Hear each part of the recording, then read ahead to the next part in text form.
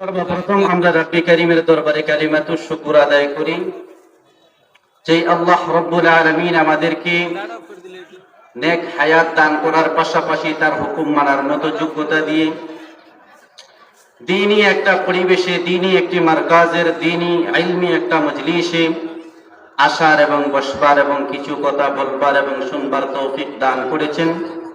এজন্য সকলেই অন্তরের অন্তঃস্থল থেকে শুকরিয়া আদায় করে বলি আলহামদুলিল্লাহ।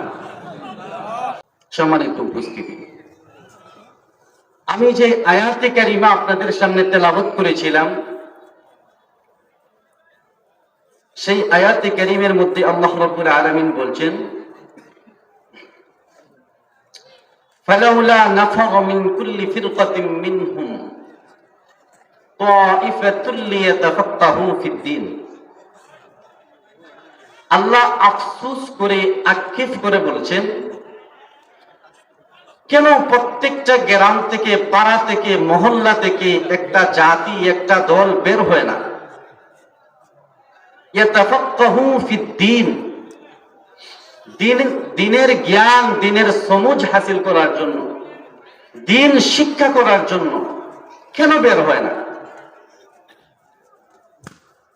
ওয়ালিয়ুনযিরু কওমাহুম ইযা রাজাউ ইলাইহিম লাআল্লাহুম ইয়াহযারুন। তারা পাড়া থেকে, মহল্লা থেকে দ্বীন শিক্ষা করে আবার মহল্লায় ফিরে আসবে, নিজ গ্রামে ফিরে আসবে। আসার পরে গ্রামবাসীকে, নিজের জাতিকে সতর্ক করবে। কেন সতর্ক করবে? আল্লাহ বললেন লাআল্লাহুম ইয়াহযারুন, যেন এই জাতিকে বাঁচাতে পারে। কত পরিষ্কার! দিলের কান দিয়ে শুনবেন এবং বুঝবার চেষ্টা করবেন, এবং আমার আলোচনা যাতে আপনারা মুখস্থ করতে পারবেন সেই নিয়তে খুব মনোযোগ দিয়ে আলোচনাগুলো শুনবেন।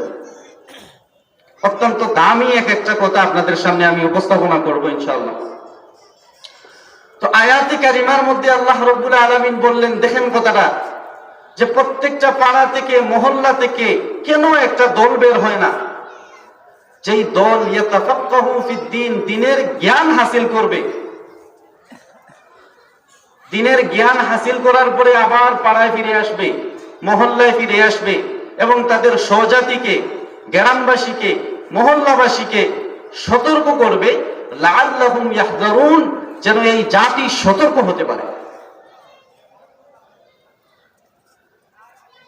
এখন আমরা এতটুকু বুঝতে পারলাম যে গ্রাম থেকে, মহল্লা থেকে, পাড়া থেকে একটা জাতি বের হবে, বের হওয়ার পরে দ্বীন হাসিল করবে।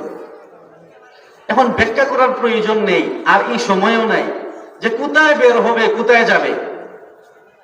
আমরা সকলেই জানি যে মাদ্রাসা আছে, দ্বীনি বিদ্যাপীঠ আছে, যেখানে কোরআনের দর্স দেওয়া হয়, যেখানে নবীজির হাদিস শিক্ষা দেওয়া হয়, যেখানে আল্লাহর পরিচয় শেখানো হয়, যেখানে জান্নাতে যাওয়ার রাস্তা এবং জান্নাতে যাওয়ার পথ পন্থা শেখানো হয়, যেখানে জাহান্নাম থেকে বাঁচানোর রাস্তা শেখানো হয়, যেখানে সিরাতে মুস্তাকিমের উপর কিভাবে অটল অবিচল থাকতে হয়, কিভাবে শয়তানের ধোঁকা থেকে নিজেকে হেফাজত করতে হয়, কিভাবে দাজ্জালের ফিতনা থেকে, কাযযাবের ফিতনা থেকে, মহিলাদের ফিতনা থেকে, বহু জাতীয় নানান প্রজাতীয় ফিতনা থেকে নিজেকে রক্ষা করা যায়, এ জাতীয় শিক্ষা বিদ্যাপীঠগুলোর মধ্যে দেওয়া হয়। এমন বিদ্যাপীঠ আমাদের সমাজে আছে না নাই? কথা বলতে হবে। আমাদের সমাজে মাদ্রাসা আছে না নাই? দ্বীনি প্রতিষ্ঠান আছে না নাই? দেখেন, দ্বীনি প্রতিষ্ঠানের কথাও কিন্তু আল্লাহ বলছেন কোরআনে। আমরা কোরআন জানি না বিদায় এই কথাগুলো জানি না। আজকে জানার চেষ্টা করবো ইনশাআল্লাহ। রাজি আছেন? তো পাড়া থেকে, মহল্লা থেকে মানুষ কোথায় যাবে দ্বীন শিক্ষার জন্য?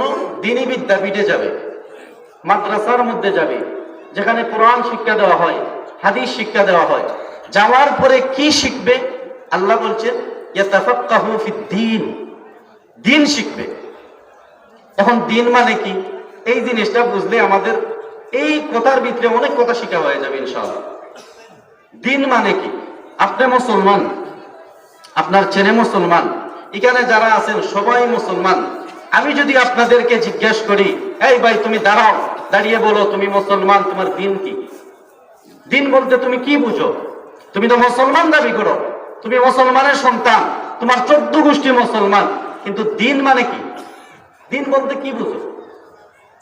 আমার মনে হয় না কেউ বলতে পারবেন। এজন্য দিন মানে কি, দিন বলতে আমরা কি বুঝি, সেই জিনিসটা জানার দরকার আছে না নাই? আগ্রহ আছে আপনাদের?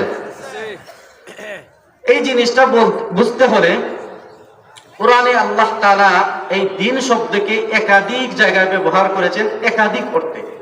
এজন্য আমাদের দিন কি কেউ প্রশ্ন করলে আমরা এক কথায় উত্তর দিতে পারি না। আজকের মাহফিল থেকে আমরা দিন বলতে কি বুঝি এক কথায় উত্তর নিয়ে বাড়িতে যাব ইনশাআল্লাহ। প্রথমে সূরা ফাতিহার মধ্যে আল্লাহ রাব্বুল আলামিন বলছেন, কথাগুলো খুব দ্রুত বলবো, আপনারা মনোযোগের সাথে শুনবেন, সময় খুব কম। প্রথমে আল্লাহ তাআলা সূরা ফাতিহার মধ্যে, যেই সূরা আমরা প্রতিদিন নামাজের মধ্যে পড়ি, হাদিসের মধ্যে আসছে লা সালাতা ইল্লা বিফাতিহাতিল কিতাব, সূরা ফাতিহা এমন একটা সূরা যেটা না পড়লে, যেটা সারা নামাজই হয় না, এত গুরুত্বপূর্ণ একটা সূরা। এই সূরার ৩ নম্বর আয়াতের মধ্যে আল্লাহ তাআলা বলেন মালিকি ইয়াউমিদ্দিন। এখানে দিন শব্দ আল্লাহ ব্যবহার করেছেন, মালিকি ইয়াউমিদ্দিন, দিন ব্যবহার করেছেন। এই দিন অর্থ হচ্ছে কর্মফল। সূরা ফাতিহার ৩ নম্বর আয়াতের মধ্যে আল্লাহ তাআলা দিন শব্দ ব্যবহার, ৫৬ নম্বর আয়াতের মধ্যে আল্লাহ রাব্বুল আলামিন বলছেন লা ইকরাহা ফিদ্দিন। এখানে লা ইকরাহা এরপরে দিন, লা ইকরাহা ফিদ্দিন, আল্লাহ তাআলা দিন শব্দ ব্যবহার করেছেন। কিন্তু এখানে দিন শব্দের অর্থ কর্মফল না, এখানে দিন শব্দের অর্থ হচ্ছে ধর্ম। লা ইকরাহা ফিদ্দিন, আল্লাহ বললেন ধর্ম নিয়ে কোনো বাড়াবাড়ি নাই, প্রত্যেকে আপন আপন ধর্ম পালন করবে, সেই স্বাধীনতা আল্লাহ দিয়েছেন। হিন্দুরা হিন্দু ধর্ম পালন করবে, আরেক ধর্ম অবলম্বী তাদেরকে বাধা দিতে পারবে না। মুসলিমরা মুসলমান ধর্ম পালন করবে, অন্য ধর্ম অবলম্বী তাদেরকে বাধা দিতে পারবে না। আল্লাহ তাআলা সকল ধর্ম অবলম্বীকে স্বাধীনতা দিলেন, ধর্ম নিয়ে বাড়াবাড়ি না করার নির্দেশ দিলেন। লা ইকরাহা ফিদ্দিন, ধর্ম নিয়ে বাড়াবাড়ি নেই। আবার সূরা আলে ইমরানের ৮৫ নম্বর আয়াতে আল্লাহ রাব্বুল আলামিন বললেন ওয়া মান ইয়াবতাগি গায়রাল ইসলাম দীনা। এই আয়াতে আল্লাহ বললেন ইসলাম ছাড়া যত ধর্ম রয়েছে কোন ধর্ম সঠিক না, সব বেঠিক, সব ভুল, সব বাতিল। একমাত্র ধর্ম হচ্ছে ইসলাম, আল্লাহর কাছে মনোনীত ধর্ম হচ্ছে ইসলাম। ইসলাম ছাড়া যত ধর্ম রয়েছে সব ধর্ম অবৈধ, সব ধর্ম বাতিল। এই জায়গা আপনারা একটা প্রশ্ন করতে পারেন, আর এদিকে আরেক মাহফিল দেব।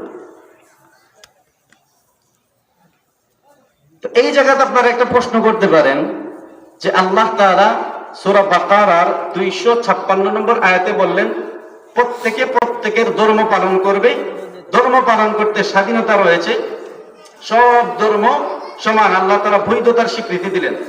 আবার অপর আয়াতে আল্লাহ বললেন ইসলাম ছাড়া যত ধর্ম রয়েছে সব বাতিল, সব অবৈধ।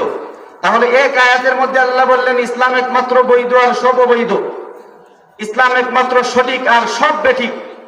আর অপর আয়াতে আল্লাহ বললেন সব ধর্ম আপন আপন ধর্ম পালন করবে, কেউ কোনো বাড়াবাড়ি করতে পারবে না। তাহলে এই জায়গায় আল্লাহ তাআলা অবৈধকে কেন বৈধতার স্বীকৃতি দিলেন, এটা হলো প্রশ্ন। যেমন আমাদের দেশের প্রধানমন্ত্রী যদি কোনো অবৈধ আইন করে মুসলমানরা মানবে না, জনগণ মানবে না। দেশের প্রধানমন্ত্রী যদি মদের আইন করে কেউ মানবে না, কোরআনের বিরুদ্ধে আইন পাশ করে কেউ মানবে না, কারণ অবৈধ কোনো কিছুর আইন জনগণ কখনো মানে না। ঠিক তেমনি ভাবে যদি এটা বুঝেন তাহলে এটাও বোঝা দরকার যে সব ধর্ম যদি সমান হয়, আল্লাহ স্বাধীনতা দেন, তাহলে এই জায়গায় আল্লাহ তাআলা কেন প্রত্যেক ধর্মকে স্বাধীনতা দিলেন, আবার আরেক জায়গায় বললেন ইসলাম ছাড়া যত ধর্ম রয়েছে সব বাতিল। তাহলে অবৈধ ধর্মগুলাকে কেন আল্লাহ তাআলা বৈধতার স্বীকৃতি দিলেন? প্রশ্নটা একটু কঠিন হয়েছে, এজন্য বারবার বোঝানোর চেষ্টা করছি যে সব ধর্ম বাতিল, ইসলাম ধর্ম একমাত্র সঠিক। যদি এটা হয় তাহলে সূরা বাকারার ২৫৬ নম্বর আয়াতে আল্লাহ বললেন সব ধর্ম পালন করবে, আপন আপন ধর্ম তারা পালন করবে, সেই স্বাধীনতা রয়েছে। তাহলে এই জায়গায় সব ধর্মকে আল্লাহ তাআলা স্বীকৃতি দিয়ে দিলেন, বাতিল ধর্মগুলোকেও আল্লাহ স্বীকৃতি দিয়ে দিলেন, কেন দিলেন? এটা হচ্ছে প্রশ্ন।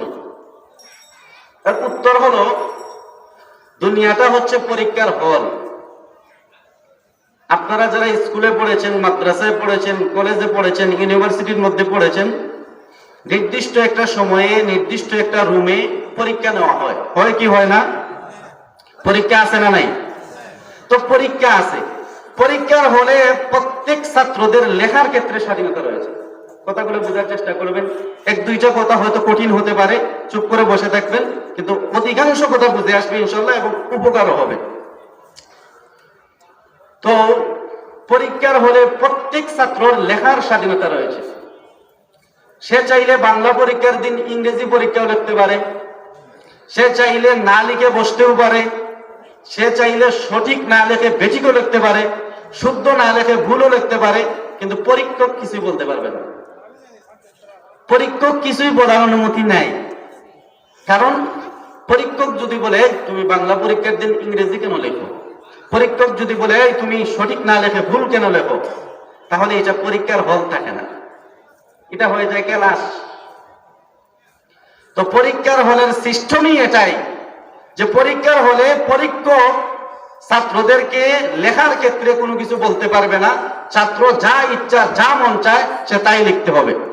কিন্তু এটাও মনে রাখতে হবে, যেই ছাত্র বাংলা পরীক্ষার দিন ইংরেজি লিখবে অথবা সঠিক না লেখে ভুল লিখবে, তার কপালে যেমন যেদিন রেজাল্ট প্রকাশ পাবে তার কপালে যেমন ঘোড়ার ডিম ছাড়া আর কিছু নাই, ঠিক তেমনি ভাবে দুনিয়ার জমিনে যারা ইসলাম ধর্ম ছাড়া অন্য ধর্ম পালন করবে, হিন্দু ধর্ম পালন করবে, খ্রিস্টান ধর্ম পালন করবে, ইহুদি ধর্ম পালন করবে, নাসারা ধর্ম পালন করবে, বৌদ্ধ ধর্ম পালন করবে, তাদের কপালেও জাহান্নামের ঘোড়ার ডিম ছাড়া আর কিছু নাই। ঠিক না ঠিক?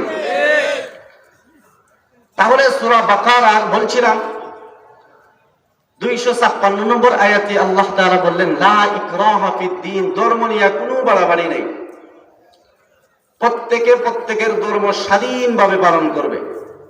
এখন প্রশ্ন আরেকটা, এখন যদি কেউ বাড়াবাড়ি করে তাহলে তার বিধান কি? এখন দেখেন না, হিন্দুরা বাড়াবাড়ি করা শুরু করে দিয়েছে, বৌদ্ধরা বাড়াবাড়ি করা শুরু করে দিয়েছে, খ্রিস্টানরা বাড়াবাড়ি করা শুরু করে দিয়েছে, ইহুদিরা বাড়াবাড়ি করা শুরু করে দিয়েছে, তারা ইসলাম নিয়ে বাড়াবাড়ি শুরু করে দিয়েছে। সুতরাং মুসলমান, তুমি মুসলমান হিসাবে বুঝতে হবে যারা বাড়াবাড়ি করে তাদের জন্য আল্লাহ সুস্পষ্ট বিধান রেখেছেন। তাদের জন্য বিধান কি? আল্লাহ বলেন তাদের জন্য কিতাল ফি সাবিলিল্লাহ করতে হবে, তাদের জন্য ইআদাদ ফি সাবিলিল্লাহ অর্জন করতে হবে, তাদের জন্য জিহাদ ফি সাবিলিল্লাহ বিধান আল্লাহ রেখেছেন। সুতরাং যেই সমস্ত খ্রিস্টান বাড়াবাড়ি করা শুরু করে দিয়েছে, যেই সমস্ত হিন্দুরা অগ্নি পূজারী মূর্তি পূজারী বাড়াবাড়ি শুরু করে দিয়েছে, তাদের বিরুদ্ধে বসার টাইম নাই, জিহাদের সময় হয়ে গেছে। ঠিক না ঠিক? কেউ যদি বাড়াবাড়ি করে, আল্লাহ বাড়াবাড়ি না করার নির্দেশ দিয়েছেন, কিন্তু কেউ যদি বাড়াবাড়ি করে তাহলে তার বিরুদ্ধে আল্লাহ জিহাদের আইন রেখেছেন, জিহাদ ফরজ বিধান। তাহলে বলছিলাম এই জায়গায় আল্লাহ রাব্বুল আলামিন লা ইকরাহা ফিদ্দীন বলে, এখানে দ্বীন শব্দের অর্থ কর্ম হলো না, এখানে দ্বীন শব্দের অর্থ ধর্ম। আবার আরেকটু সামনে যাই, সূরা মায়েদার 3 নম্বর আয়াতে আল্লাহ রাব্বুল আলামিন বলছেন আল ইয়াউমা আকমালতু লাকুম দীনাকুম, আজ আমি তোমাদের দ্বীনকে পূর্ণ করলাম। এখানে দ্বীন শব্দের অর্থ কি? এখানে দ্বীন শব্দের অর্থ কর্ম হলো না, আবার দ্বীন শব্দের অর্থ ধর্ম না। এখানে দ্বীন শব্দের অর্থ হচ্ছে ইলমে ফিকহ। শব্দটা একটু কঠিন, ইলমে ফিকহ আরবি শব্দ, বাংলাতে বললে মাসলা মাসাইল, যাবতীয় বিষয়ের সমাধান। অর্থাৎ আল্লাহ বলছেন যাবতীয় বিষয়ের সমাধান দ্বারা আমি তোমাদের দ্বীনকে পরিপূর্ণ করলাম। তাহলে বোঝার চেষ্টা করবেন, সূরা ফাতিহার মধ্যে আল্লাহ দ্বীন শব্দ ব্যবহার করেছেন, সেই দ্বীন অর্থ কি বলেন সবাই? দ্বীন অর্থ কি? কর্মফল। সূরা বাকারা 256 নম্বর আয়াতে আল্লাহ দ্বীন শব্দ ব্যবহার করেছেন, সেই দ্বীন অর্থ কি? ধর্ম। সেই দ্বীন অর্থ কি? ধর্ম। সূরা মায়েদার 3 নম্বর আয়াতে আল্লাহ রাব্বুল আলামিন দ্বীন শব্দ ব্যবহার করেছেন, সেখানে দ্বীন অর্থ কর্ম হলো না, দ্বীন অর্থ ধর্ম না, সেখানে দ্বীন অর্থ মাসলা মাসাইল। আপনাদের ভাষায়, সহজ ভাষায় মাসআলা মাসাইল, যাবতীয় বিষয়ের সমাধান। অর্থাৎ আল্লাহ বলছেন আজ আমি তোমাদের দ্বীনকে যাবতীয় বিষয়ের সমাধান দ্বারা পূর্ণ করলাম, মানে ইলমে ফিকহ দ্বারা। আবার আরেকটু সামনে যাই, আল্লাহ তাআলা সূরা শুরা 13 নম্বর আয়াতের মধ্যে বলেন আল আকিমুদ্দিন। এখানে দিন অর্থ কর্মফল না, দিন অর্থ ধর্ম না, দিন অর্থ মাসলা মাসাইল ইলমে ফিকহ না, এখানে দিন অর্থ হচ্ছে আকীদা। আল আকিমুদ্দিন মানে তোমরা তোমাদের আকীদা বিশুদ্ধ করো। এখন কোরআনের বিভিন্ন জায়গায় আটাইয়া নিতেছে, কিন্তু আমি কিন্তু গোড়াতায়া পড়ছি, ধৈর্য সহকারে শুনেন, গোড়াতায়া পড়ছি কিন্তু। তাহলে কোরআনের বিভিন্ন জায়গায় আল্লাহ তাআলা দিন শব্দ ব্যবহার করেছেন। দিন শব্দ ব্যবহার করেছেন এক অর্থ না বিভিন্ন অর্থে? বলেন, এক অর্থে না বিভিন্ন অর্থে? বুঝার সুবিধার্থে এবং মনোযোগ বৃদ্ধির নিয়তে আবার আরেকবার বলি, সূরা ফাতিহার মধ্যে আল্লাহ দিন ব্যবহার করেছেন, সবাই জুড়ে বলবেন, সেখানে দিন অর্থ কি? আবার সূরা বাকারায় আল্লাহ দিন শব্দ ব্যবহার করেছেন, দিন অর্থ কি? ধর্ম। দিন অর্থ কি? মাশাআল্লাহ। সূরা মায়েদার 3 নম্বর আয়াতে আল্লাহ দিন ব্যবহার করেছেন, সেখানে দিন অর্থ কি? মাশাআল্লাহ। সূরা শুরা 13 নম্বর আয়াতে আল্লাহ দিন শব্দ ব্যবহার করেছেন, সেখানে দিন অর্থ কি? আকীদা। আকীদা, মাশাআল্লাহ। তার মানে মনোযোগ আছে। আল্লাহ তাআলা সবাইকে কবুল করুন। তাহলে আল্লাহ তাআলা দিন শব্দ বিভিন্ন জায়গায় বিভিন্ন অর্থ ব্যবহার করেছেন। এজন্য কেউ যদি আমাদেরকে বলে, ভাই তুমি মুসলমান, তোমার দিন কি, আমাদের জন্য তখন এক বাক্যে উত্তর দেওয়া কঠিন হয়ে যায়। তো এক বাক্যে আমরা উত্তর দিতে চাই কি চাই না? তো নবীজির হাদিস রয়েছে, নবী করিম সাল্লাল্লাহু আলাইহি ওয়াসাল্লামের একটা হাদিস রয়েছে, এই হাদিস থেকে আমরা এক বাক্যে আমাদের দিন কি উত্তর দিতে পারবো ইনশাআল্লাহ। একবার জিবরাইল আলাইহিস সালাতু ওয়াস সালাম নবীজির কাছে আসলেন। আসার পরে নবীজিকে বললেন, দিন এবং ইসলাম সম্পর্কে 3টা প্রশ্ন করলেন। প্রশ্ন করার পরে জিবরাইল আলাইহিস সালাতু ওয়াস সালাম চলে গেলেন। চলে যাওয়ার পরে নবীজি সাল্লাল্লাহু আলাইহি ওয়াসাল্লাম সাহাবায়ে কেরামদেরকে উদ্দেশ্য করে বললেন, হে সাহাবায়ে কেরাম, আগন্তুক যেই লোকটা আমার কাছে এসেছিল এবং প্রশ্ন করেছিল, তোমরা কি তাকে চিনতে পেরেছো? সাহাবায়ে কেরাম বলে, আমরা তাকে চিনতে পারি নাই, আল্লাহ ওয়া রাসূলুহু আলাম, আল্লাহ এবং তার রাসূল ভালো জানেন, আমরা ওনাকে চিনতে পারি নাই। তখন নবীজি বলেন, ওয়া জিবরাইল, তিনি হচ্ছেন জিবরিল আলাইহিস সালাতু ওয়াস সালাম, আতাকুম ইউআল্লিমুকুম দীনাকুম, তিনি তোমাদের কাছে এসেছেন তোমাদেরকে দিন শিক্ষা দেওয়ার জন্য। সুবহানাল্লাহ। তার মানে এখানে পাওয়া গেলাম তিনি এসেছেন কি শিক্ষা দেওয়ার জন্য? দিন শিক্ষা দেওয়ার জন্য। এখন জিবরাইল আলাইহিস সালাম নবীজির কাছে আসলেন, আসার পরে 3টা প্রশ্ন করলেন, আর নবীজি উত্তর দিলেন, এটাই আমাদের দিন। প্রথম প্রশ্ন নবীজি করলেন, আর জিবরাইল করলেন, মাল ঈমান, মাল ঈমান ইয়া রাসূলুল্লাহ, হে আল্লাহর রাসূল, ঈমান মানে কি? ঈমান বলতে আমরা কি বুঝি? ঈমান অর্থ কি? তখন নবী করিম সাল্লাল্লাহু আলাইহি ওয়াসাল্লাম উত্তর দিলেন, ঈমানের মূল 6টা কথা বললেন। খুব সংক্ষিপ্তভাবে আপনাদেরকে শোনাচ্ছি। নবীজি সাল্লাল্লাহু আলাইহি ওয়াসাল্লামকে যখন জিবরাইল আলাইহিস সালাতু ওয়াসাল্লাম প্রশ্ন করলেন, মাল ঈমান, ঈমান মানে কি? তখন নবী করিম সাল্লাল্লাহু আলাইহি ওয়াসাল্লাম ঈমানের মূল 6টা কথা বললেন। কয়টা কথা? এই 6টা কথা যদি কেউ বিশ্বাস করে সে মুসলমান।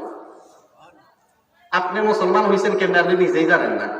আপনার বাপ মুসলমান, আপনি হিন্দে আন্ডা বাচ্চা, এ কারণে আপনি মুসলমান। আমাদের সমাজে অধিকাংশ মানুষ হে জানে না হে কি বললে মুসলমান হয়েছে, কি বিশ্বাস করে মুসলমান হয়েছে, এ ফুক ফুলে আমি মুসলমান। বম মারলে কলিমা বুঝতে পারতো না। তারা যদি বম মাইরা দেওয়া হয় এরপরে কইতে পারতো না কি বিশ্বাস করে হে মুসলমান হয়েছে। আমরা হচ্ছে এ জাতীয় মুসলমান, আমার পিতা মুসলমান, দাদা ছিল মুসলমান, এই সূত্রে আমিও মুসলমান, মুসলমানের ঘরে মুসলমান। কিন্তু কি বিশ্বাস করে আমি মুসলমান হইলাম সেটা আমরা জানি না। মাহফিল গুলা হয় শিখানোর জন্য, জানার জন্য, নিজেকে পরিবর্তন করার জন্য, এজন্য এই কথাগুলো বলা। তাহলে এই 6টা আকীদা যদি কেউ বিশ্বাস করে, এই 6টা কথার উপরে যদি কেউ ঈমান আনে, সে মুসলমান। আর এই 6টা কথার কোনো একটা কথা যদি সে অবিশ্বাস করে, মানে না, সে কাফের, সে অমুসলিম। এই 6টা কথা কি? কোরআনের বিভিন্ন জায়গায় এই 6টা কথা আলাদা আলাদা ভাবে আসছে। কিন্তু আপনারা যারা মাদ্রাসায় পড়েন নাই, কোরআন হাদিস জানেন না, তারা কিভাবে জানবেন?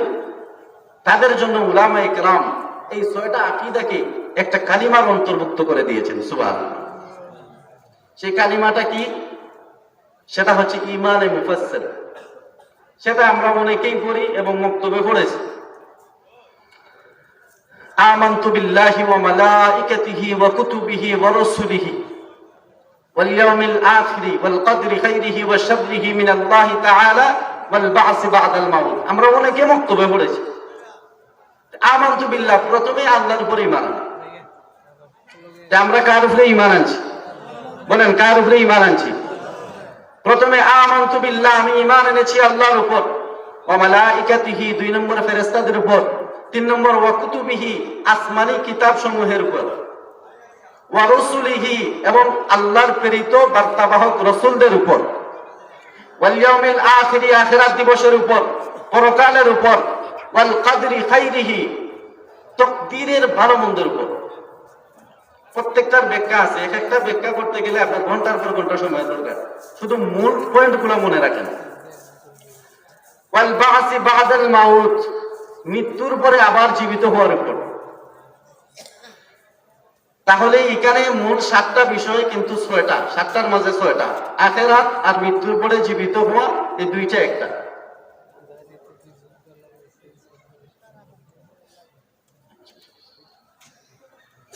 আমরা যারা এখনো বাহিরে আছি, অযথা ঘোরাফেরা করছি, মেহেরবানি করে আমরা ফেন্ডারের নিচে চলে আসি। যারা যুবক ভাই আছেন, আসলে যুবকরা হচ্ছে দিনের পাহারাদার। যুবকরা যে এলাকাত মজবুত থাকে, দিনদারিত্ব তাদের মাঝে থাকে, এই এলাকার দুর্নীতি কম থাকে। এই এলাকার অন্যান্য ধরনের এই যে গান বাজনা, তারপরে খারাপি, এগুলো খুব কম থাকে যদি যুবকরা দিন বুঝতে পারে, ইসলাম বুঝতে পারে। এজন্য যুবক ভাই যারা এখন বাহিরে আছেন, মেহেরবানি করে আপনারা সামিয়ানার নিচে, পেন্ডারের নিচে চলে আসেন। আল্লাহ তাআলা সবাইকে কবুল করুক। তো মুসলমান হইতে গেলে কয়টা বিশ্বাস লাগে? বলেন, কয়টা বিশ্বাস? ঈমানের মূল কথা কয়টা? একটু জোরে বলতে পারেন না? ঠান্ডা লাগছে। ঈমানের মূল কথা কয়টা? 1 নম্বর, আমরা কার উপরে বিশ্বাস করছি? 2 নম্বর, ফেরেশতাদের উপর। 2 নম্বর কার উপর? আমানতু বিল্লাহ। 1 নম্বর আমরা ঈমান আনলাম আমানতু বিল্লাহ, আল্লাহর উপর। 2 নম্বর ওয়া মালাইকাতিহি, ফেরেশতাদের উপর। আমাদের 2 কাঁধে 2 জন ফেরেশতা আছে, আমরা কিন্তু দেখি না, কিন্তু কি করছি? বিশ্বাস করছি। এটাই ঈমান। যেটা দেখা যায় না তার উপরে বিশ্বাস করলাম, এটাই ঈমান। ওয়া কুতুবিহি, আল্লাহ তাআলা যত কিতাব নাযিল করেছেন সেই কিতাবগুলোর উপর বিশ্বাস স্থাপন করলাম। ওয়া রাসূলিহি, এবং আল্লাহর যত রাসূল আছে, বার্তাবাহক রয়েছেন, তাদের উপর আমরা ঈমান আনলাম। ওয়াল ইয়াউমিল আখিরি, আখিরাত দিবসের উপর ঈমান আনলাম।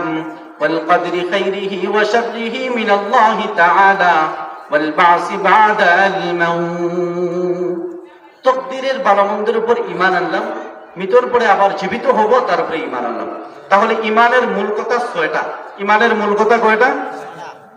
2 নম্বর, জিবরাইল আলাইহিস সালাতু ওয়াস সালাম প্রশ্ন করলেন, ইয়া রাসূলুল্লাহ, মান ইসলাম? ইসলাম মানে কি? ইসলাম বলতে আমরা কি বুঝি?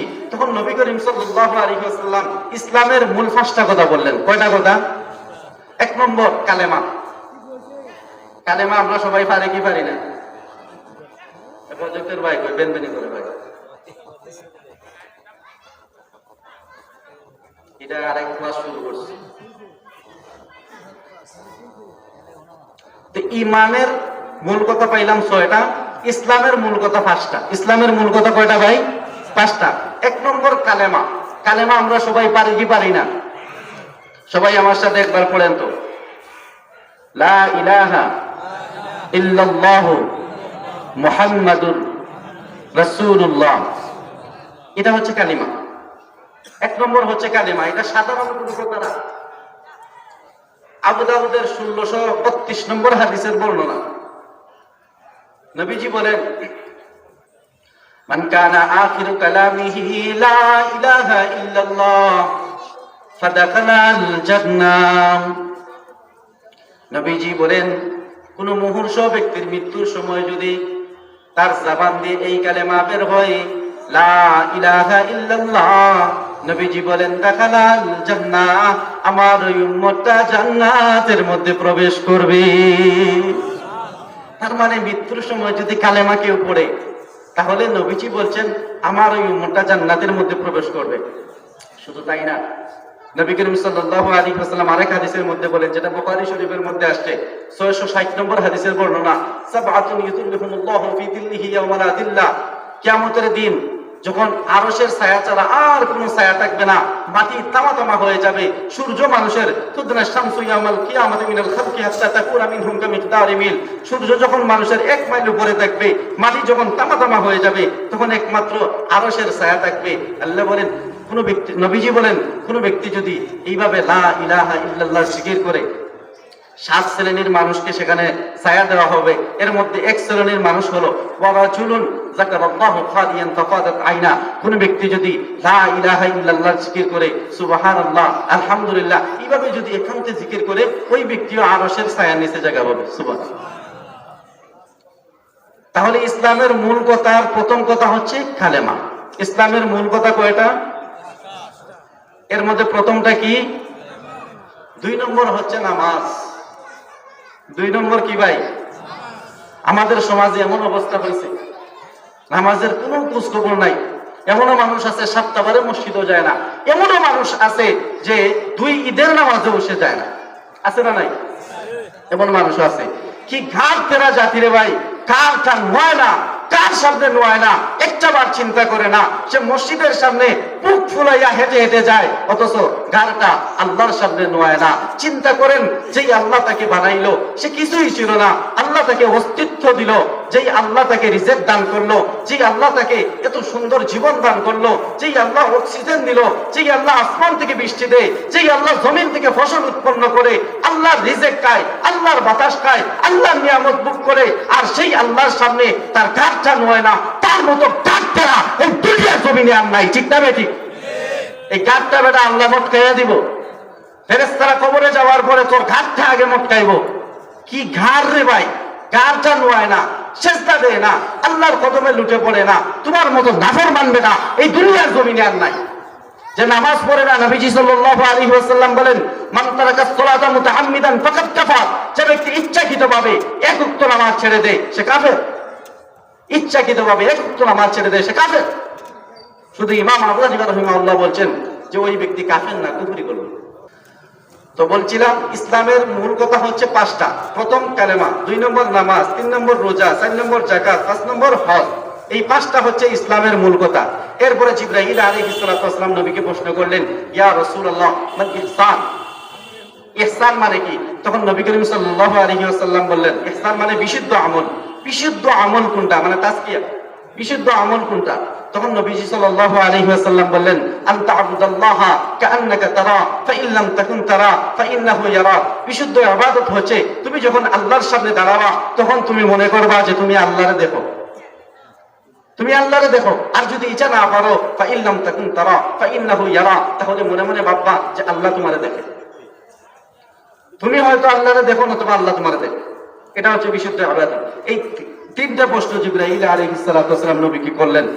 এই 3টা দ্বারা উম্মতকে 3 ধরনের ইলমের কথা বলা হয়েছে, 3 ধরনের শিক্ষা দেওয়া হয়েছে। প্রথম প্রশ্ন দ্বারা ইলমে আকীদার শিক্ষা দেওয়া হয়েছে, আকীদার জ্ঞান। 2 নম্বর মাল ইসলাম দ্বারা ইলমে ফিকহ শিক্ষা দেওয়া হয়েছে, যাবতীয় বিষয়ের মাসলা মাসাইলের শিক্ষা দেওয়া হয়েছে। 3 নম্বর মাল ইহসান দ্বারা ইলমে তাসকিয়া শিক্ষা দেওয়া হয়েছে। অর্থাৎ 3 প্রকারের ইলমের নাম হচ্ছে, 3 প্রকারের জ্ঞানের নাম হচ্ছে আমাদের দ্বীন। তাহলে কেউ যদি আপনাকে প্রশ্ন করে দ্বীন মানে কি, আপনি সাথে সাথে বলবেন 3 প্রকারের জ্ঞানের নাম 3। কয় প্রকারের জ্ঞান? 1 নম্বর আমাদের ভাষায় আকীদা। 1 নম্বর কি? আকীদা। 2 নম্বর মাসলা মাসাইল। 2 নম্বর কি? মাসলা মাসাইল। 3 নম্বর তাসকিয়া। 3 নম্বর কি ভাই? তাসকিয়া। আকীদা, মাসলা মাসাইল, তাসকিয়া। ইলমে ফিকহ, ইলমে আকাইদ, ইলমে ফিকহ, ইলমে তাসকিয়া। এই 3 প্রকারের জ্ঞানের নাম হচ্ছে আমাদের দ্বীন। মাদ্রাসার মধ্যে এই 3 প্রকারের জ্ঞান শিক্ষা দেওয়া হয়।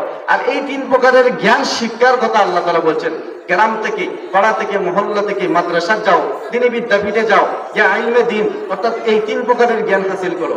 আরো সহজ ভাষায় বলবেন, কেউ যদি বলে আপনার দ্বীন কি, আপনি বলবেন আমার দ্বীন মানে হাদিসে জিবরিল।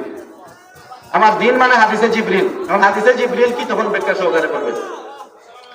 এজন্য মুআজ্জাজ হাজিরিনে কেরাম, আমাদের এই এলাকার মধ্যে একটা মাদ্রাসা আছে না নাই? এটা অনেক বড় নিয়ামত, আল্লাহর রহমত। এই মাদ্রাসা থেকে কোরআন শিক্ষা দেওয়া হয়, এই মাদ্রাসায় হাদিস শিক্ষা দেওয়া হয়। আমাদের ছোট্ট ছোট্ট সন্তানরা কালা কালা রাসূলুল্লাহ সাল্লাল্লাহু আলাইহি ওয়াসাল্লাম পড়ে, আমাদের ছোট্ট সন্তানরা আল্লাহর পরিচয় পড়ে, আমাদের ছোট্ট সন্তানরা এই ছোট্ট ছোট্ট সন্তান 5 ওয়াক্ত নামাজ পড়ে, দাইমি নামাজ পড়ে। ছোট্ট সন্তান একজন মুরব্বী দেখলে, বড় ভাই দেখলে আগে সালাম দেয়, দেয় কি দেয় না? ছোট্ট সন্তান। অথচ আমাদের এমনও মানুষ আছে দাড়ি সাদা হয়ে গেছে, এরপরও সালাম দেয় না, কিন্তু ছোট্ট সন্তান আপনাকে দেখা মাত্রই সালাম দেয়। এজন্য যেই এলাকার মধ্যে মাদ্রাসা আছে, মসজিদ আছে, এই এলাকার মানুষ বড় ভাগ্যবান যদি তারা এই মাদ্রাসা এবং মসজিদের সাথে সম্পৃক্ত রাখে এবং এই মাদ্রাসা এবং মসজিদকে যথাযথ মূল্যায়ন করে, ছাত্র দিয়া, মেহনত দিয়া, শ্রম দিয়া, অর্থ দিয়া যদি সহযোগিতা করে, আল্লাহ তাদেরকেও বড় বানাইয়া দেয়। আরেকটা কথা দেখবেন, সমাজে এমন মানুষ আছে যে মাদ্রাসা দেখলেই তার মাথা খারাপ হয়ে যায়, মানে মাদ্রাসারে সহ্য করতে পারে না। এমন মানুষ আছে যে তার 24 ঘন্টা কাজ হয়েছে কি মাদ্রাসার বিরোধিতা করা, হুজুরদের বিরোধিতা করা, মাদ্রাসার শিক্ষার বিরোধিতা করা। এছাড়া যেন মনে হয় আর তার কোনো কাজ নাই, আল্লাহ তারা ইটার লাগিয়ে পাঠাইছে। টাকা পয়সা একদিন নামাজ পড়ে না, মাদ্রাসা তাইয়া হুজুরদের সাথে ভালো একটা ব্যবহার তো নাই, সুতরাং খালি বিরোধিতা করে। আছে না নাই?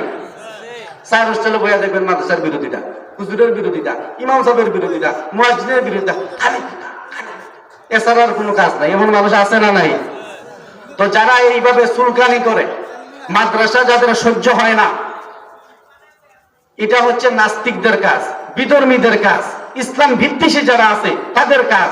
আর আমাদের সমাজে ইমান নাই, ইসলাম নাই, তো নামাজ রোজা কোনো কিছু নাই। ওরা কেমন নাকি নাস্তিকের মতো হয়ে গেছে, কেমন নাকি মানে হিন্দুদের মতো হয়ে গেছে, মূর্তি পূজাকদের মতো হয়ে গেছে, অগ্নি পূজারী যারা আছে তাদের মতো হয়ে গেছে। শুধু নামটা কেবল মুসলমান, আর কোনো কিছুই সে মুসলমান না। সুতরাং যারা মাদ্রাসা নিয়ে চুলকানি করে, আমরা তাদেরকে সতর্ক করছি, আমরা তাদেরকে বারবার বোঝানোর চেষ্টা করছি, সতর্ক করছি, জাতি সতর্ক হও, মাদ্রাসার বিরুদ্ধাচরণ করিও না, ইলমে দ্বীনের বিরুদ্ধাচরণ করিও না, ইলমে আকীদার বিরুদ্ধাচরণ করিও না, ইলমে তাজকিয়ার বিরুদ্ধাচরণ করিও না। যেখানে কুরআন হাদিসের দর্শ দেওয়া হয় সেটার বিরুদ্ধাচরণ করো না। নূহ আলাইহিস সালাতু ওয়াস সালাম তার জাতিকে সতর্ক করেছিলেন, জাতি সতর্ক হয় নাই, এজন্য ধ্বংস হয়ে গেছে। ফেরাউনকে সতর্ক করা হয়েছিল, আবু জেহেল, উতবা, শাইবা, মুগীরা তাদেরকে সতর্ক করা হয়েছিল, কিন্তু তারা মানে নাই, সতর্ক হয় নাই, এজন্য তারা ধ্বংস হয়ে গেছে। সুতরাং জাতি, তোমাদেরকে আমরা বলছি, শুনো, সতর্ক হও, মাদ্রাসার বিরুদ্ধাচরণ করো না, কোরআনের বিরুদ্ধাচরণ করো না, হাদিসের বিরুদ্ধাচরণ করিও না।